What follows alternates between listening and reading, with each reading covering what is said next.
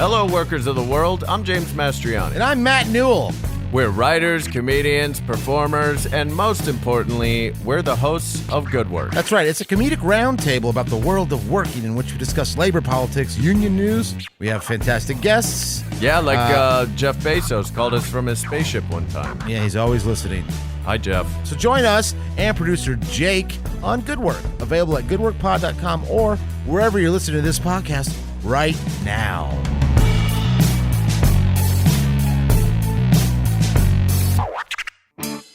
It's the greatest mystery in literary history. A divisive question with highly contested answers. Who was the writer behind the pen name William Shakespeare? Welcome to Don't Quill the Messenger.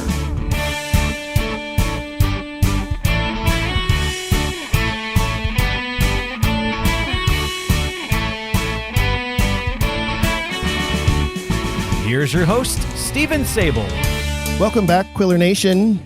Before I introduce my guest for this episode, I'd like to remind everyone that when you become an official member of the Quiller Nation by joining in at our Patreon account, you are helping to grow one of the largest and fastest growing Shakespeare authorship communities on the planet, with listeners in more than 100 countries and recognized regions. I am so humbled by the number of emails I have received over the last several weeks from those of you who are out there and from all over the world, our international guests particularly. And I have an international guest today that I'll be introducing shortly.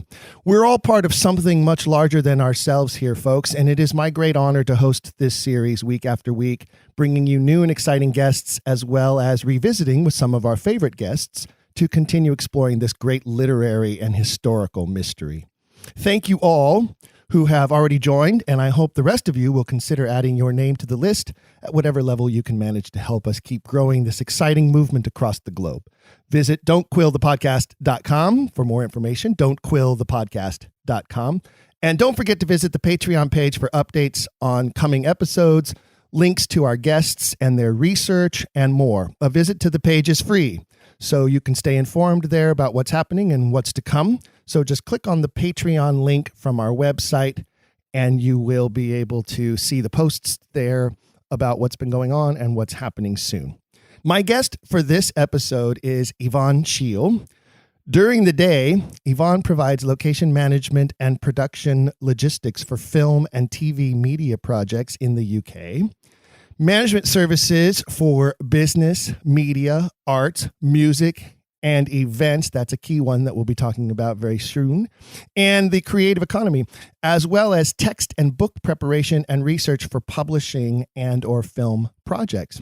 In her off hours, if she has them, I don't know how, she dons her superhero cape to serve as a board member of the acclaimed Vere Society, where she also puts her expertise to use as the event manager for the organization. Yvonne, welcome to the Quiller Nation. Thank you, Stephen. I'm so pleased to have you here because as this episode is released, it's approximately a little over a month before the big autumn annual Vere Society event that is coming up at the Old Palace Hatfield House. And I know that you've been working on that for quite some time to put that exciting event together, which is why I asked you to be here today to help explain a bit about it and share it with the listeners. How long has this event been in the works? Well, this particular one has been in the works since about middle of February this year. So I put the idea to the committee meeting in early February, and by middle February, we were getting it underway. Not all events have the same lead-in time. So, for example, I joined the Vere Society at the beginning of 2019, and I went to my first meeting in April of 2019, and that was in a hotel in London. And at that time, they were looking for extra board members, extra committee members, extra assistants. And I put my hand up and said that I could assist with events. And before I knew it, I was organising a summer event at Heddingham Castle, and that only had a 3-week lead-in time.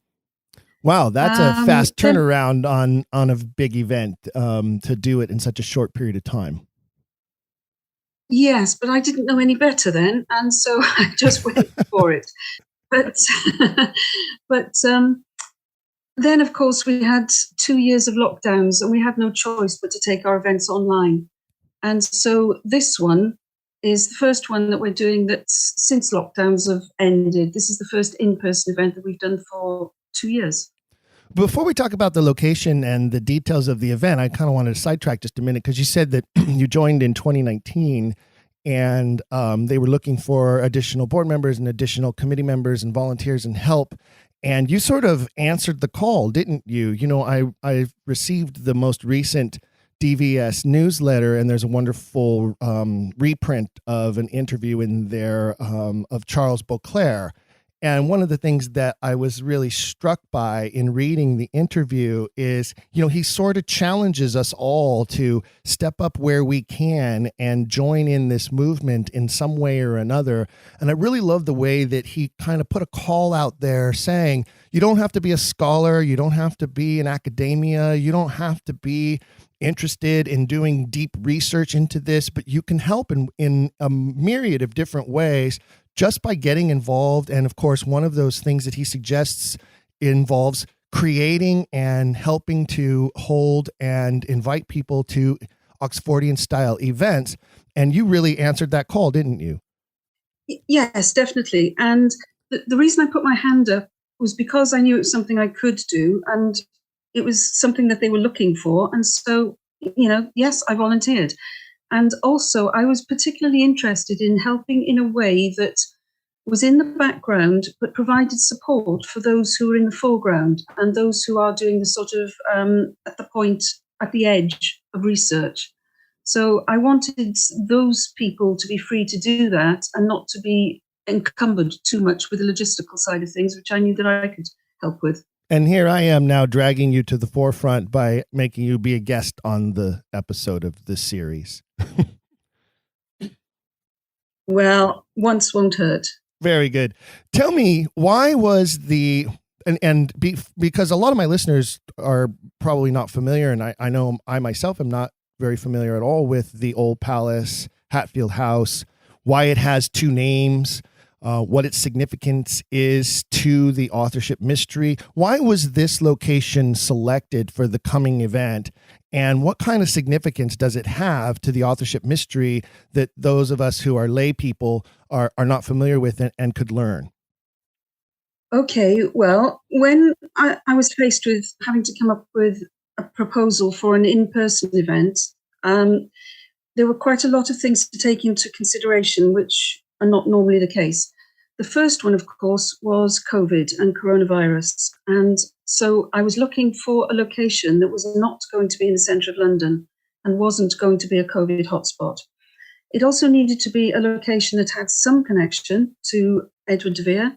It needed to be somewhere that was within easy commuter distance, driving distance from London.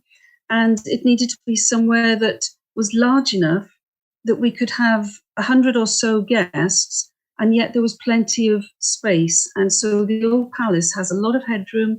It's got gardens. There's a lot of space in there for a group of people to move around without it being difficult in terms of COVID. Well, that's a really good side benefit, the size and the capacity. But what about its significance historically and to de Vere and the authorship mystery? Well, I think it's got a great deal of significance because it's been called the old palace is the building that was there before the current Hatfield House was built. So the old palace was owned by Henry VIII, and it was used essentially as a nursery for his 3 children. So Elizabeth was brought there when she was a young babe in arms, and she was brought up there, and that was her childhood home, where she seems to have spent a very happy childhood. And at the moment, the remains of the old palace, it's just one wing, which is the banqueting hall. But there used to be 4 wings surrounding a central courtyard. And those wings were demolished when the site was taken over by Robert Cecil. So in 1607, when King James I exchanged his old palace at Hatfield for Tybalt's, which was the principal home of Robert Cecil, Robert demolished 3 wings of the original royal palace, and he used the bricks to build Hatfield House, which became, one of the grand prodigy houses of the period. That's interesting. You don't really expect to hear that Robert Cecil was into recycling, but it sounds like he recycled and repurposed the materials. He was very shrewd and definitely thrifty, so that would make some sense, I guess. Yeah, yes, and then what he did was he kept the remaining wing, the banqueting hall, for use as a stable block. And so for decades, that's the use of it. But as a result, it was pretty intact. And so a lot of the original beams and a lot of the original features were still there. And eventually it was restored in 1915 by the 4th Marquess of Salisbury. You mentioned that Robert Cecil became did he become the owner or just a resident of the property at some point? Well, his principal home at the time that King James I acceded to the throne was Tibbalds, but the king fancied that property far more than he fancied the old palace at Hatfield. So he persuaded Robert Cecil to switch properties. So it became I love that Cecil's word. He persuaded him to switch properties. Yeah. I guess when the monarch says, I want that house, it's mine now, you can have this one, you kind of really don't have an ability to say no, do you? No. So the reason it's important is because Elizabeth, when she was growing up there, she was also kept under house arrest there when her sister Mary acceded to the throne in 1553. So Elizabeth was there under house arrest when she heard that her sister had died and that she herself had acceded to the throne. And within 4 days, she called her first Council of State with her advisor, William Cecil. And that Council of State was held in the banqueting hall of the Old Palace, which is where we're going to be meeting in October. That's incredible. I'm such a lover of history, and my wife thinks I'm funny because when I'm at a historical site, I have an immense need to touch the buildings, to feel the stones. We took a trip a few years ago to Cancun area of Mexico, and we went to Chichen Itza, and I needed to put my hands on the pyramid and feel the hundreds of years of history there. And I can't imagine standing in Old Palace with the knowledge of what you just shared and looking around and feeling like something of that immense importance, that first initial meeting of the new crowned queen and her council, that must be really intimidating. And what a blessing to be able to stand in that room and have a discussion about Edward de Vere and his significance to Shakespeare and the prominence of the Cecils and all that goes with it while standing on those stones surrounded by those walls. That's so appealing to me as a historian. Yes, and that was obviously the leading reason for selecting that location. Apart from all of the practical considerations and easy access, plenty of parking and all of that, but it was the historical pull that really was the main attraction. From a theater artist standpoint, of course, now I'm going to go off on a tangent as an artist, but the first thing I think about is the acoustics in there must be pretty intense as well. It must be the very active sound room. You cut out there, Stephen. I didn't hear the question. I'm curious about the acoustics of the room. I'm guessing it has stone floors and hard surfaced walls and a high ceiling. And so it must be a pretty impressive room when it comes to the sound and people speaking in that room acoustically. That's the theater actor in me wondering there. Yes, it's got very good acoustics. When we went to do a technical recce of the place, we checked all that out. And yes, it does have stone floors and it does have wooden beamed ceilings, but it has tapestries along the walls which absorb a lot of the echoey parts. So the sound is good. And of course, we're going to have microphones for the speakers and the performers. And so we think it's going to be a good experience that way.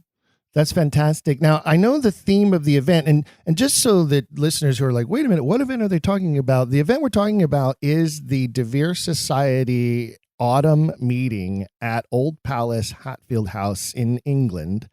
And that is happening on October 22nd. Is that correct? Yes, Saturday, 22nd of October this year, 2022. We've got lots of twos into that day. Well, that is very interesting. I wonder, there are a lot of listeners of mine who are very into the numerology that is involved with, say, the first folio and the sonnets and other aspects of Shakespeare's writings. So I wonder what they would say about the significance of that 10-22-2022 number that you have fallen upon for this event, but that is a very significant number of twos. Yes, well, if you find out, I'd be really interested to know myself. So, yes, I'd be fascinated. If you do find that out, please let me know. I'm sure I have listeners out there. Quiller Nation, send me an email and tell me if there is some significance to 1022-2022. And what that might mean if it were something that De Vere had selected on purpose. I would love to hear from you. The theme of the event is Shakespeare and the Cecils, and I understand why now that it became the home of Robert Cecil. But tell a little about the presenters who are going to be at the event and what they're going to be sharing with regards to the theme. Yes, of course. So we are really fortunate that the founder of the De Vere Society, Charles Beauclerc, has become our honorary president for a 5-year period this year. And so the welcome and a short talk is going to be given at the outset by Charles Beauclerc, our honorary president.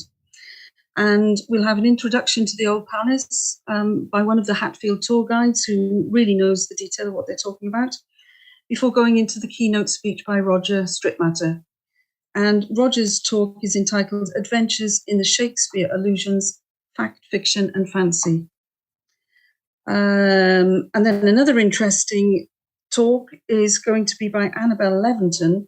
Now, she's going to be talking on Shakespeare's Women, which is a research project that we've just given a research grant for, so that Annabel and actor friends of hers can work together to uncover what connections there may be between the female characters in Shakespeare's plays and the real women in Edward de Vere's life. Oh, I love that. That's a fantastic area of exploration that I believe is undermined.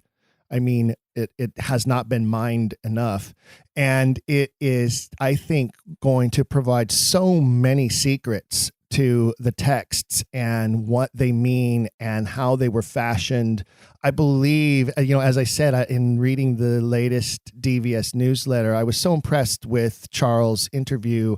And, one of the things that he also said in there is the text is the clue. The text is the best way to find the answers because the writer's life is poured out there. And as a theater producer, director, and actor, I couldn't agree more than that. I think that, that is the secret, and pursuing the women in Oxford's life and how they play out in the plays and in the poems, I think is crucial. And so I'm so excited about that area of study, and that there is someone who is focusing on that and a group of fellow artists as well who are focusing on that. That's fantastic.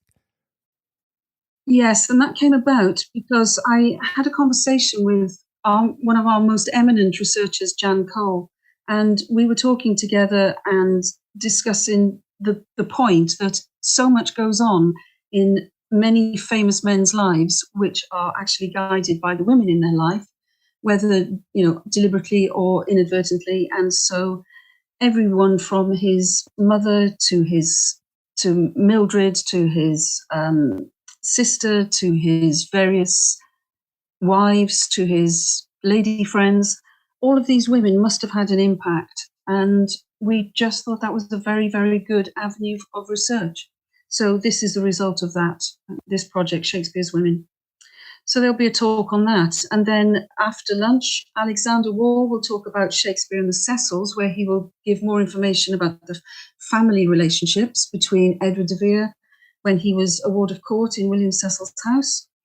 And then James Warren talking about Edward de Vere and William Cecil's conflicts between the documentary and the literary evidence regarding those relationships.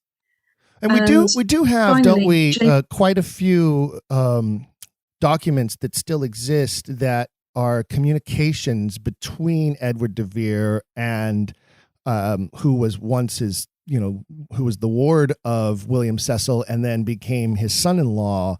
And there's a lot of record there, isn't there? A lot of historical documents that are mostly letters between the two of them with regards to sometimes personal matters and oftentimes financial matters.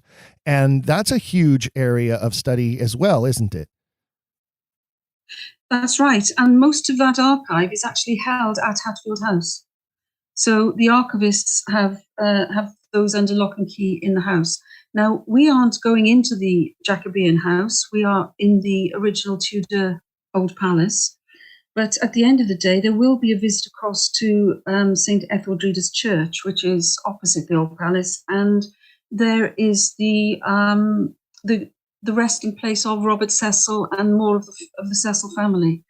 So the church wardens there will talk us through that. And just before we finish for the day, Jane Greatorex will be talking about the conveyance of Heddingham Castle to William Cecil by Edward de Vere, where he put it to William Cecil in trust with his 3 daughters. And that's you've got some big guns there on the itinerary, from Roger Stritmatter to Alexander Waugh to James Warren. That sounds like a great lineup, but also some of the others that you mentioned sounds like some very interesting programming going on for a full day of wonderful information and activity.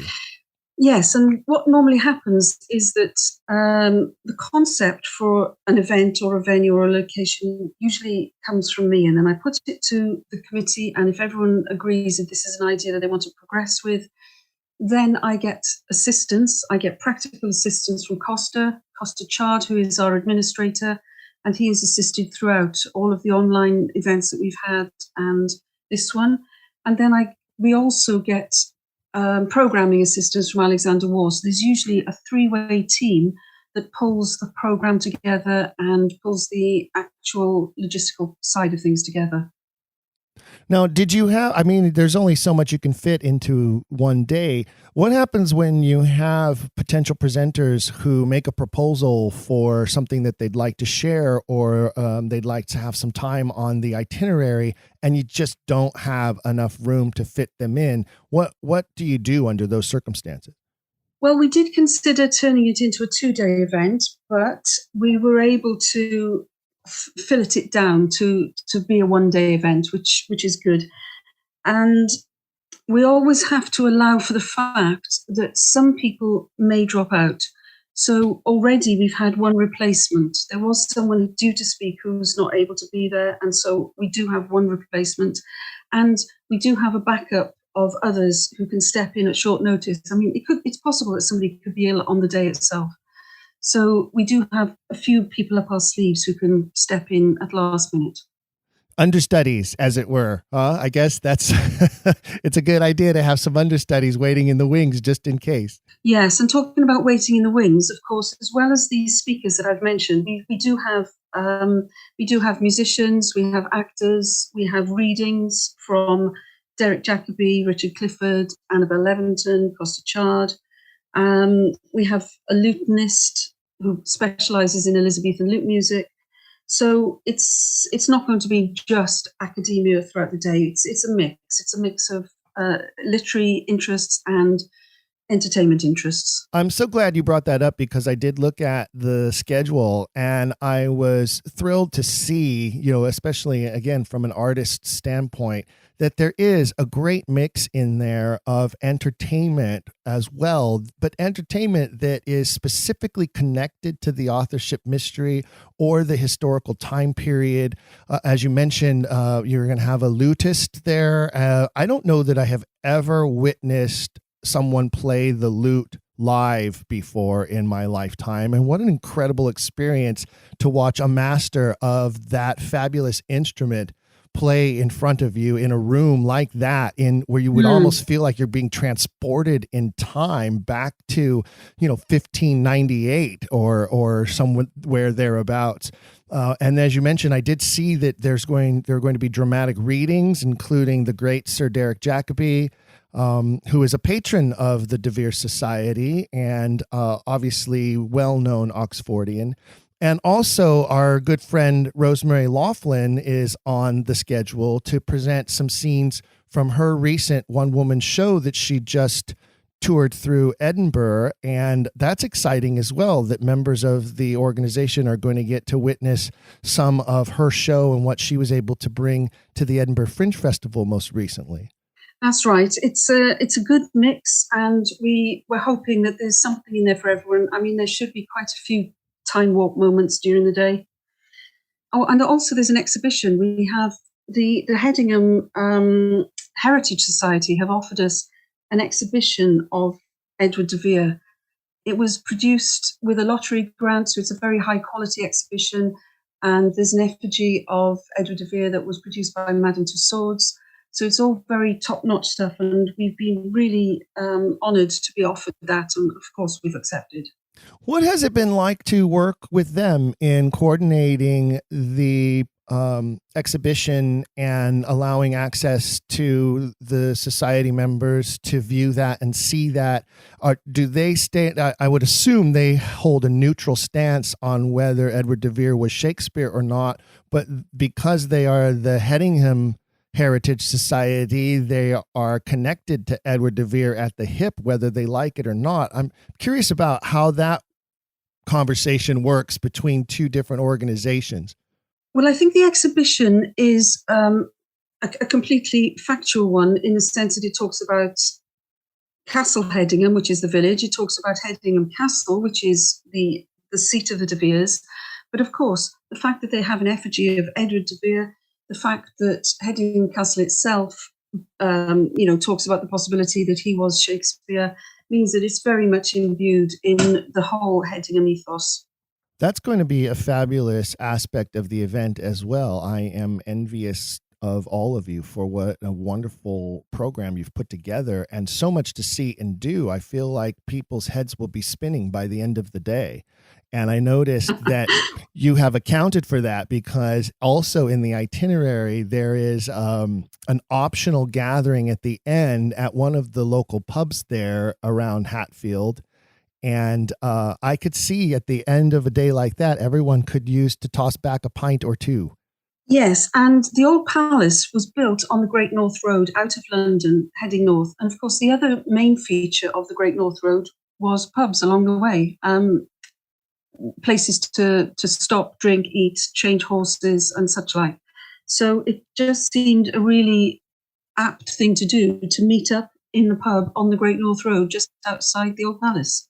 And the pub you chose, does it have historical significance? Has it been around for a couple hundred years, or is it more of a newer establishment? Just out of curiosity. I'm not entirely sure. I think there's been something on the footprint for centuries, but I'm not sure if the current one is the same as the original. Here in the States, we would call that super grandfathered in, as far as their liquor license and ability to serve the public. If a couple of centuries, yes. I think you're pretty much established there at that point. Yes. Now, the presentations of the day, because, obviously not everyone can jump on, obviously a lot of members of DVS who are in the UK are going to be able to attend. And as you said, you chose a location that is pretty close to London. And by my map research and calculations, about 25 or 30 miles at the most out of London. But not everybody can jump on an airplane and make it there. But would like to know about these presentations, and the way you have explained them to us make them very exciting and interesting. And so the question I have next is, will they be recorded and put up somewhere like the DVS YouTube channel or the website where we can view them later if we wish to? Yes, the whole day is going to be filmed, but we haven't yet decided what we're going to do with the footage, whether it will just go into an archive for our own purposes, or whether it will be edited for using online on our social media. I believe, and I imagine that Ralph, who leads our social media and our PR and marketing internationally, will want that. So hopefully that will happen. It's not 100% confirmed. If the presentations are not edited and put up as far as, video or audio recording, what about some of the research work, the papers, the abstracts even of some of the presenters? Will there be access to any of their documents or research perhaps printed on the website or published somewhere? Do you know? Again, I'm not sure about that. I have asked all of the speakers to provide me with abstracts, and they will come in before the event, and they will go into the delegate pack of information. And so those abstracts should be available and on the website. Yes, those will go up. Whether or not there'll be access to the actual research, I don't know. That would be down to the individual researcher and speaker. Well, and I know some of the presenters do have their own media outlets, whether it's their own website or like Alexander obviously has his own YouTube channel that's extremely popular with listeners of this program.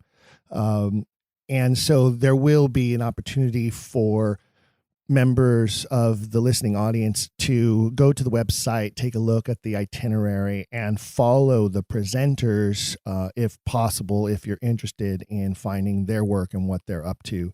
So keep that in mind, Quilly Nation, you can do that.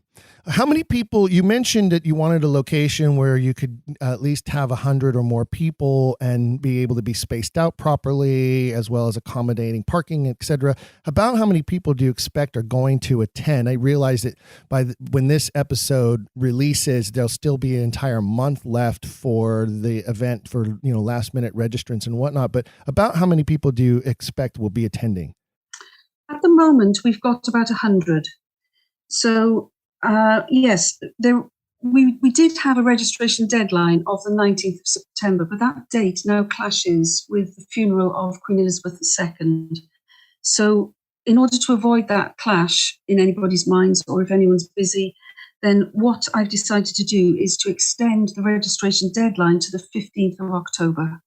So that's for everybody, UK, Europe, America, wherever. The registration deadline is now 15th of October. That gives us a week before the event just to finalise any last minute bookings. That's fantastic. And that's approximately 30 days from the release date of this episode. If you're listening to this episode, gang, on the actual release date, which is 16 of September, that gives you approximately 30 days to still jump on board if you'd like to go to this event. There is, obviously, if you're extending the deadline, there is still room then, Yvonne, for more people to register if they wish to. Yes, we've got space for more than 100, and as many. I can't imagine us doubling that, but yes, there is space for more than 100 if people do still want to register. There is space, and we're extending the deadline. Okay, and if I'm not mistaken, I believe that there is a stipulation with regards to registration that you either need to be a dues paid member of the Vere Society or the guest of an active member currently in order to register. Is that correct? Yes, that's correct. And the reason for that is that part of the membership benefits of the DVS is that we hold member-only meetings. And this time, because it was a large venue, we thought, well, we're going to need to fill this. So what we've done is extend it to DVS members plus their guests.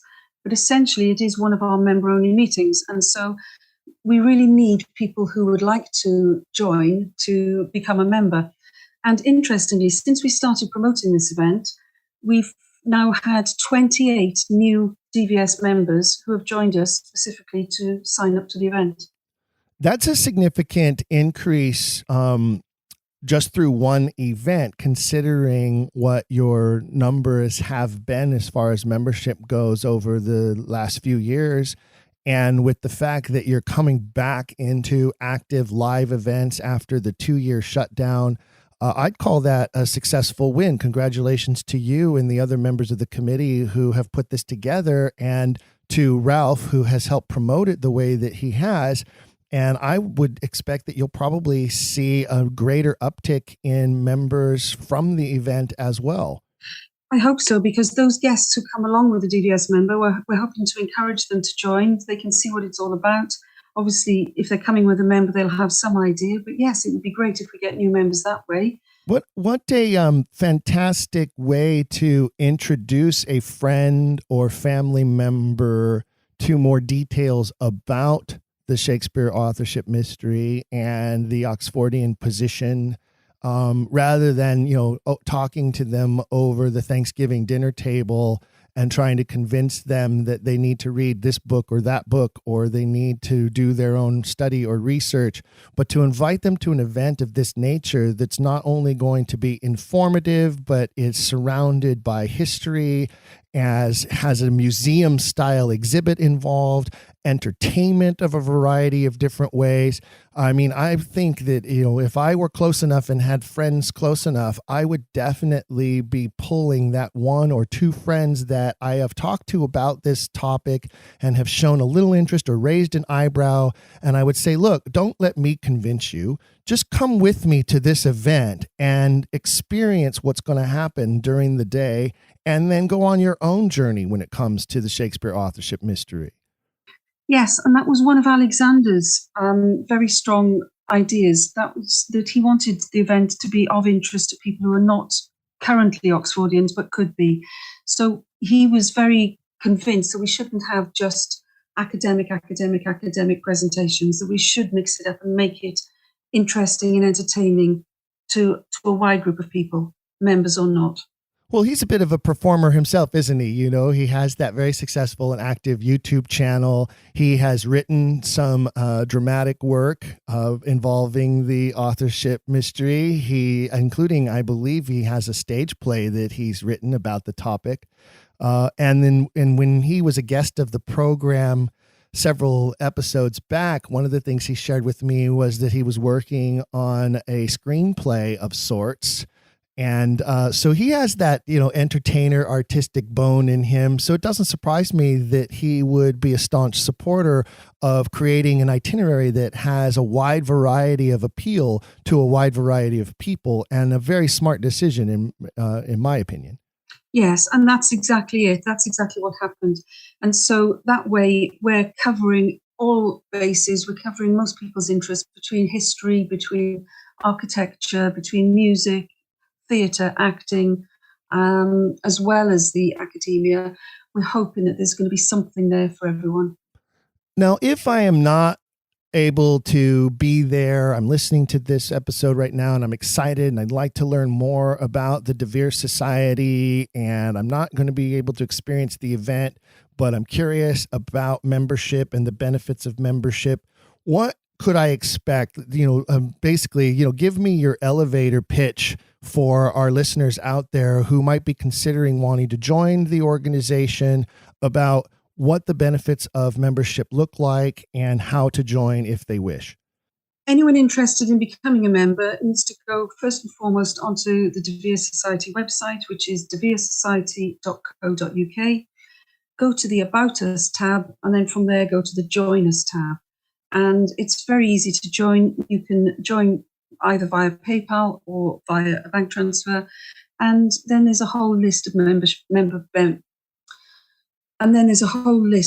benefits. And those include, as well as obviously a welcome pack and a membership card, but as well as that, we have 4 newsletters a year. We have at least 2 events a year, although in lockdown that increased slightly.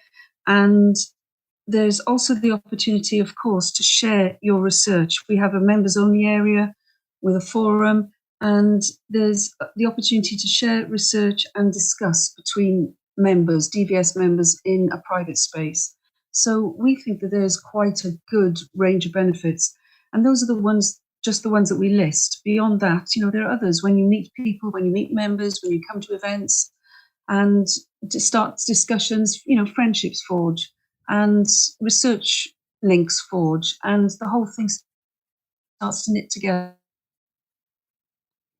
One of the things that I found when I went to join was it was very simple to join and pay via PayPal. And one of the things that I thought was really fun was the fact that there were 2 different options, right? You could pay in pounds or you could pay in US dollars. And I just clicked on the PayPal, and PayPal knew what to do and took care of it for me. So it's really simple. You don't have to do the conversion or worry about all of that. It kind of just, computers are wonderful sometimes, and they do all of that for you. I was also very impressed with the newsletter, as I continued to reference. It came to me in the mail. It's a handy size. That was really important for me, because I was on a trip to New York very recently for a few days visiting our friend Hank Whittemore. And I was able to bring the newsletter with me on the airplane and read it on the airplane very easily, and it fit in my carry-on without any problems. And so it's a handy size, and fancy gloss paper too, you people over there with your fancy gloss paper. It's a really well put together publication, and I was impressed by how diverse it was too, between reviews of books and performances that were in there, as well as some new information regarding research going on, the wonderful interview with Charles that I've referenced already, and then some letters to the editor and discussion going on about that, and of course the details about this event coming up in October. Yes, the newsletter 4 times a year. The editor, Amanda Hines, does a very good job on that, and it's been growing and developing, and I think personally that each edition is just getting better. Well, I was very impressed with it. And as I said, I liked the fact that it was a very compact size as well. Not too small that I needed a magnifying glass to read the print, but small enough that it was handy that I could take it around with me. And I even, I'm reading it on the airplane, and the person next to me asked me about it. And I had a chance to have a short little Oxfordian conversation with a member of the general populace who just happened to be sitting next to me. There's no such thing as coincidence, though.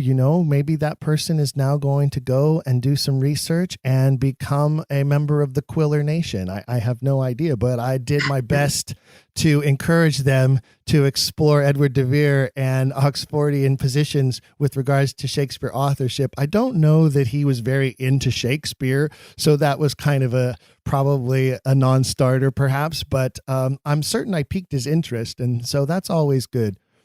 That's great. And of course, the other side of our work is the social communication side. So the Facebook, the YouTubes, and the Twitter. We have got so many new members through those routes that it's been excellent, because when we started 2 years ago in 2020, we needed to revamp our website, we needed to revamp our branding, we needed to revamp our social communications, everything needed to be done. And so lockdown was a blessing, really, because it meant that we had the people sitting around able to do that. And we had a new branding, as you know, we launched it in 2020. We also launched new Facebook, new Twitter, new social media, and that has brought in a huge wave of members, because our membership was in decline. We were below 180 members, and we're now above, we're nearly 320. So the social media particularly has been fantastic in introducing us to the outside world, and the outside world being able to join us. The power of content cannot be overstated. It's impossible to overstate how important it is to have a regular stream of content. And Ralph does a great job. I know Rosemary helps him as well. They're doing a great job of making sure that there's a regular stream of content available to those who are following the social media outlets. And one of the things that I, being somebody who has a background in communications and marketing and PR, one of the things that has impressed me about the stream of content is how diverse that content is. And just like on this program, I state my opinions and my positions and where my journey has led me to believe, but we also welcome and invite all thoughts and all areas of study and all areas of research onto the program. And one of the things that I love about the DVS social media content is it's not exclusive, and it doesn't shut out other thoughts or other ideas. And some of the content is connected just purely to the Elizabethan era or the Jacobean era, because the more we know about the world around what was happening with Shakespeare at the time of Shakespeare, the more clues we can find, even if that information is coming from a traditional orthodoxy point of view.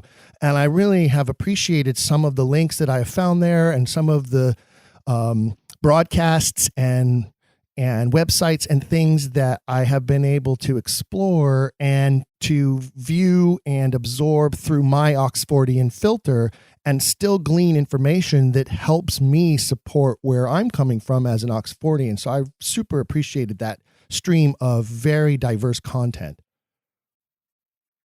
Great. Really glad that it's useful. Now, not everybody views a website or views a social media account or clicks on a link or even attends an event and suddenly says, light bulb on, bing, I'm now an Oxfordian. I get it. I see the light. What was I thinking? How come my English teachers never told me this stuff? Every one of us has our own journey to this place of belief that we have that Edward de Vere is the true Shakespeare. Can you tell us a little bit about your journey? How did this happen for you? Well, you've touched on a sore point there because you mentioned English teachers.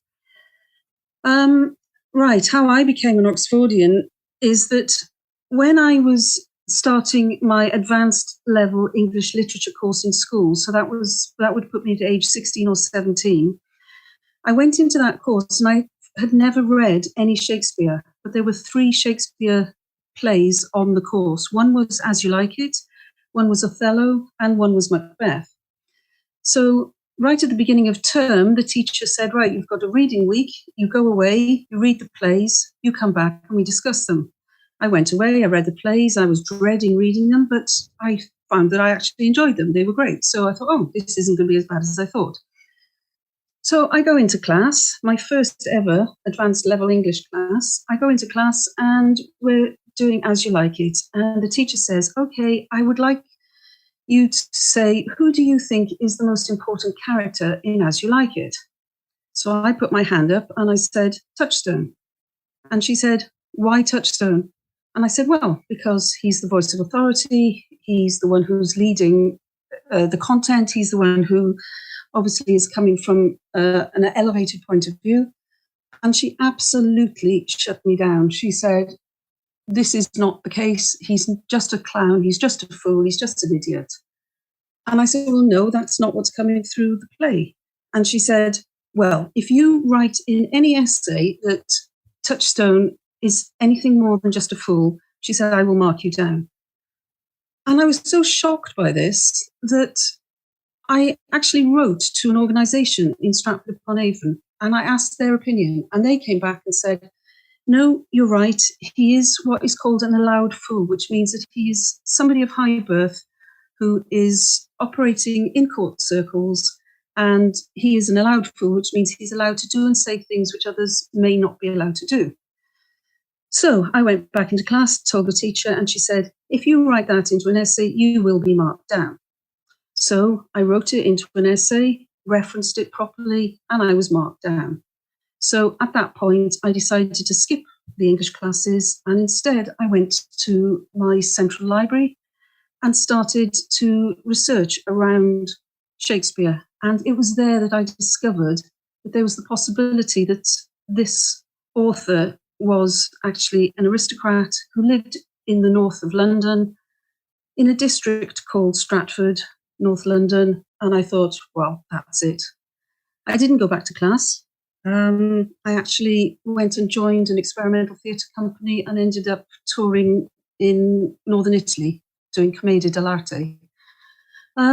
So yes, that's you how I didn't became tell me you're a Oxfordian. fellow actor. I had no idea. That's incredible. I love Commedia. I teach a Commedia class to kids when it comes to the history of theater. We go through Commedia. We talk about its relationship to Shakespeare. We talk about its relationship to melodrama, and then the advent of the Broadway musical, all based in their roots in Commedia stock characters. That's a fantastic history. Yes, well, I don't do it any longer, but it was it was the reaction from my English teacher that propelled me into that, and has really marked out my journey ever since. So that's how I became an Oxfordian. And looking back on it, I think the book that I found in the library that gave me this information, it must have been Dorothy and Charlton Ogburn's books. Sure, that makes a lot of sense. I think a lot of people can trace their discovery of Oxford back to the Ogburns in one way or another, and so that makes a ton of sense. But how interesting that you had this member of the English elite, as it were, English literature elite, these masters of the literature that they believe is, their domain and no domain for any of us, who basically shut you down, put up walls, and you found a way around those walls, and it only served to inspire you further rather than reduce your interest in the topic. And I think that that's a great story that I hope listeners will take to heart and will mimic in their own quest for finding the truth. And hopefully those of you out there who are still students or who are the parents of students, you will encourage them to do their own journey, to do their own research, to seek the answers to their own questions and have independent thought rather than be dictated to by some stuffy English teacher who doesn't see that Touchstone is the author character of the play. And the thing that blows me away about that story is the fact that a literature teacher can't recognize that every story has an author character to some degree and that Touchstone plays that role. That's mesmerizing to me. That blows my mind. Well, it blew my mind at the time. And as a result, I think that teaching the authorship question in schools from a young age, well, in any age, from a young age to, advanced level through to university, I think is so important. And that has been an underlying force for me in my following up De Vere and following up the authorship question and ending up where I am in the De Vere Society. And now putting on events which will hopefully attract the interest of people to come, even if it's only for a drink into the event, but come and explore further. Well, and speaking of events, and I know that this one is still coming, and so you're up to your eyeballs in final preparations, I'm sure, because producing a major event like this does require a lot of work and a lot of hands on deck. But I'm curious, are there any thoughts or suggestions? Has there been any discussion at all about what next year's event might be or what a follow-up event might look like, or increasing it to more than one big annual event each year? What's going on with that you can possibly share? No, there's been no discussion about that. We tend to do it on a one-by-one basis and see how each one goes before we start thinking about the next one. But because next year is the anniversary of the first folios, the 400th anniversary, I think it would be a great idea for the De Vere Society to do something in Stratford-upon-Avon. Bring the fight right to the battlefield, huh? Is that your theory there? Is that your strategy? Well, that's partly it, yes. Put ourselves right on the spot, but there's also a sort of historical background to that, because there's an Elizabethan manor house just on the edges of Stratford-upon-Avon called Billesley Manor. And that once was one of the lands belonging to the De Veres, and it was one of the lands which he lost or got sold. But Paul Altrocchi, in his book Wonder of Our Stage, he actually states that Thomas Trussell in 1588, who owned that property, was sentenced to death for highway robbery, and Billesley Manor passed to the Crown. And for 2 years, it wasn't occupied. But those 2 years were 1588 and 1589, which are the years when it's supposed that As You Like It was written. Billesley Manor now is a hotel, and they sell themselves on the basis that Shakespeare wrote As You Like It in their library. So I would say that would be a great venue for the De Vere Society to hold an event, slap bang, in Stratford-upon-Avon land.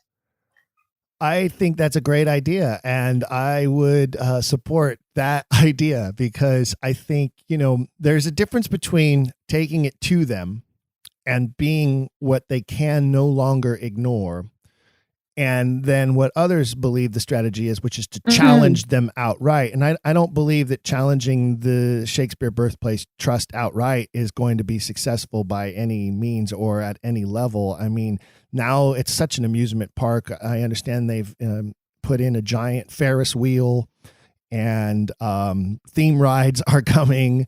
And so, you can't take down Disney. And it's sort of become this Disneyland of Stratford, hasn't it? And so I don't know that there's any value in, jousting at Ferris wheels.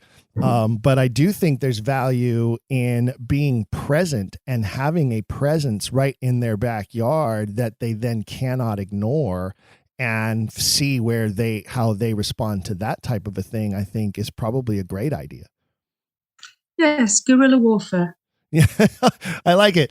I love it. Oxfordian guerrilla warfare. That, I think you just coined a new phrase there. So one last time, please tell us how people can find information about the event and how they can register to attend the event if they wish. I know I am going to do what I can to try to work out the semantics of attending the event. I have about a month at my disposal to see if I can work that out. One of the key things will be convincing my wife to let me go while she remains here with the children. But I'll work those things out if I can, because I think this is an exciting event and I would really like to be there. Okay, well, obviously you'll be very welcome. So do let us know as soon as you know if you can come across. How people will get to know about the event, obviously it's pinned on our social media pages. They can find information on the De Vere Society website, or they can just email me direct, and the address is events@deveresociety.co.uk. And again, gang, that's deveresociety.co.uk. If you're not familiar with UK websites and email addresses, you'll need to make sure that you don't mistakenly put the M in there. It's not .com, it's .co.uk. Well, thank you so much, Yvonne. That's right. Events. Go ahead. I was just going to repeat, it's events@deveresociety.co.uk. Excellent. Thank you again. It's been a pleasure having you here. What an exciting event, and congratulations on what already sounds like it's a tremendous success with more than 100 people registered. The increases in membership that you have seen over the last couple of years because of the great content that is being produced. What a wonderful time for the De Vere Society, and what an exciting event that's going to be on October 22nd, ladies and gentlemen, at the Old Palace, Hatfield House in England. As I mentioned, I'm going to try to work out the semantics of attending the event, and I encourage members of the Quiller Nation to make that same effort. It's an exciting itinerary. Before we wrap things up for this episode, I'd like to mention a fellow international quiller, Lev Verkovsky. Lev contacted me recently all the way from Russia to share his work and research on the authorship mystery and some insight into how long Russian scholars have been studying Shakespeare authorship. It was extremely enlightening. I was blown away. I had no idea the extensive history in Russia of the study of the authorship mystery. How changes in the government there, as you can imagine, throughout history have affected the course of study over the decades, and how important the issue has become to an entire new generation of Russian scholars. Lev shared with me, because I reached back out to him. And yes, folks, I do. I respond to every email. It takes me some time, and especially there have been a lot coming in lately. It takes me a little bit of time, but I do get back to every one of you, I promise. But I reached back out to Lev, and he shared with me that he's not quite comfortable with his use of conversational English, so he's declined to become a guest of the program, but he has given me permission to do an episode on his work, which I am going to place in the queue for the very near future. It is very insightful, and though it does not surround the Earl of Oxford, I believe it has great value to the Shakespeare authorship mystery and its impact around the world. So I'll be sharing that soon, Quiller Nation. Just another example of the global community we are forming here, and it cannot be done without all of you.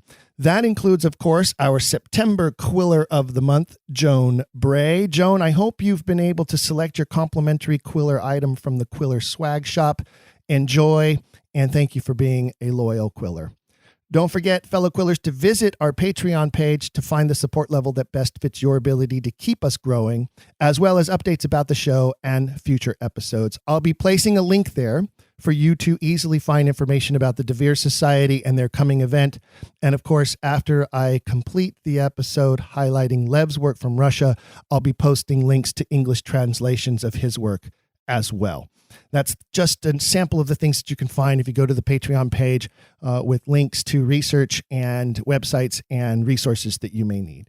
Also, fellow Quillers, just like Lev all the way from Russia, you too can write to me with your research, your thoughts and suggestions, or even your concerns and criticisms by sending an email to contact@don'tquillthepodcast.com, contact@don'tquillthepodcast.com. Fellow Quiller and previous guest Daniel Stephen Crafts recently wrote to me to suggest I watch Tony Robbins' Time Team episode on Earl's Colne, now owned by billionaire Paul White, but built by the De Veres centuries ago. In the episode, which is fascinating, and you can find it on YouTube, gang, Tony Robbins and his team go in search of what they call they're looking for Edward de Vere's burial site there at that property, and they dig trenches, and they find a bunch of de Veres buried there. It's a fascinating episode of their program. What's perhaps most important is they continuously refer to Edward de Vere as the possible Shakespeare throughout the episode, which is very exciting to see that happening. There is movement here, folks. It's working. I don't know how old the episode is, but you can find it on YouTube. It's called The Hidden Mysteries Buried Under a Grand Essex Mansion. Don't let the Essex part fool you. It just happens to be in Essex. The Hidden Mysteries Buried Under a Grand Essex Mansion. It's called The Time Team. Tony Robbins is the historian. Take a gander. I'm certain you'll enjoy it. And until next time, Quiller Nation, say it out loud with me so that people around you can hear it, and maybe you will make some converts. Keep asking questions. If you've enjoyed today's episode, please leave a rating and review in your podcast player. For even more, visit our website, don'tquillthepodcast.com. There you can find official merchandise in our shop, as well as a link to our Patreon. This show is made possible by people like you. We hope you'll consider showing your support by becoming a monthly patron, where you'll receive bonus material and tons of exclusive perks. You can also join in the conversation on our Discord and by following us at Don't Quill the Pod on all social media. All of this can be found at don'tquillthepodcast.com, don'tquillthepodcast.com.